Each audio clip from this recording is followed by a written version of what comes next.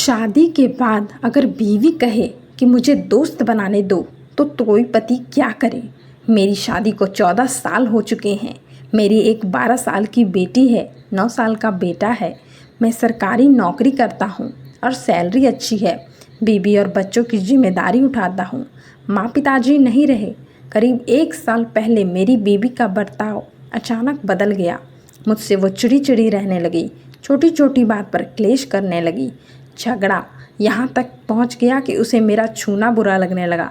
कभी कहती कि मेरा हाथ गर्म है, कभी कहती कि मेरा हाथ ठंडा है। यह सब कहकर पास आने नहीं देती थी। यहाँ तक कि वह अपने पैरों के बीच तकिया फंसाकर सोने लगी। पूछने पर कहती, इससे पैरों को आराम मिलता है। मेरे घर में वॉशिंग मशीन, गर्म पानी, गीज़र, बर्तन धोने के लिए बाई सब है।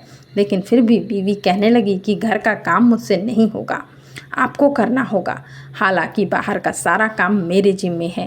राशन, सब्जी, दूध, गेहूं पिसाना, बच्चों को डॉक्टर के पास ले जाना, सारे काम मैं ही करता हूँ। फिर भी घर का काम करना अब उसको भारी लगता है।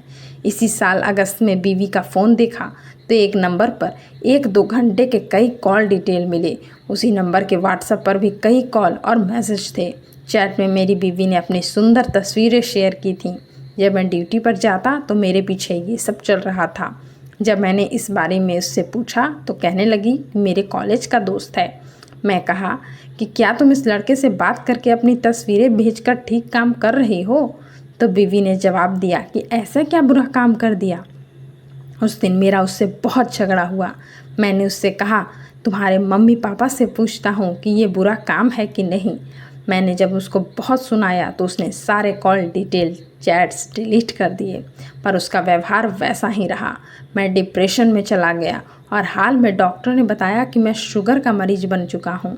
मैंने उसके पापा को यह बात बताई तो उन्होंने मेरे दिमाग ठीक होने पर ही सवाल उठा दिया। कहा कि आपकी दिमागी हालत सही नहीं लग रही। सच में बीवी ने मुझे मानसिक रोगी भी बना दिया। झगड़े के बाद वो मायके चली गई। उसके मम्मी पापा और बड़े भाई को उसके करतूत के बारे में मैंने बता दिया था। जब से मायके से वापस आई है तब से बीवी का व्यवहार काफ़ी हद तक ठीक लग रहा है। लेकिन कल ही वो मुझसे बोली कि आपका कोई दोस्त नहीं है, इसलिए आप चाहते हैं कि मेरा भी कोई दोस्त ना बने। मैं आपके लिए अपने दोस्त को नहीं छोड़ सकती। खैर, अभी तक उसके फ़ोन में कोई कॉल डिटेल या चैट नहीं देखी है, लेकिन एक अनजाना सा डर मन में बना रहता है। मुझे क्या करना चाहिए?